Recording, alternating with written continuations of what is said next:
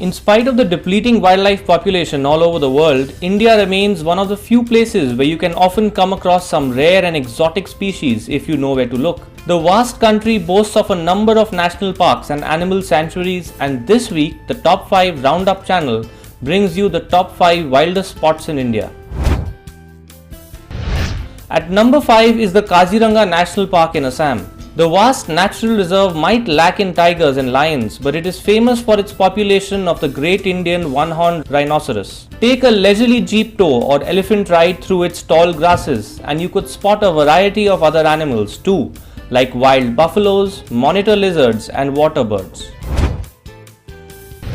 The Gir Forest National Park is at number 4 on our list. Situated in Gujarat, the Gir Wildlife Sanctuary is the last home of the endangered wild Asian lion. A scenic drive through the dense Gir jungle is always a delightful experience, though don't expect to find any tigers here. Few lucky visitors could even catch glimpses of leopards on the hunt, even as the lions walk their leisurely way through the dense foliage of the jungle.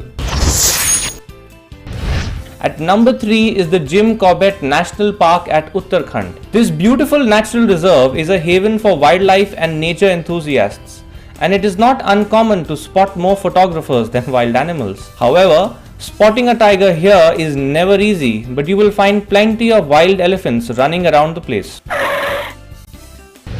The Kanha National Park in Madhya Pradesh is at number 2. If it is tigers you want, look no further than the Kanha National Park in the Mandla region of Madhya Pradesh. It boasts of a great population of the Bengal tigers, leopards, Barisangha, and the wild dog. The best way to experience this safari is on the backs of the majestic elephants of Madhya Pradesh. And if you're really lucky, you may just catch a glimpse of a white tiger too.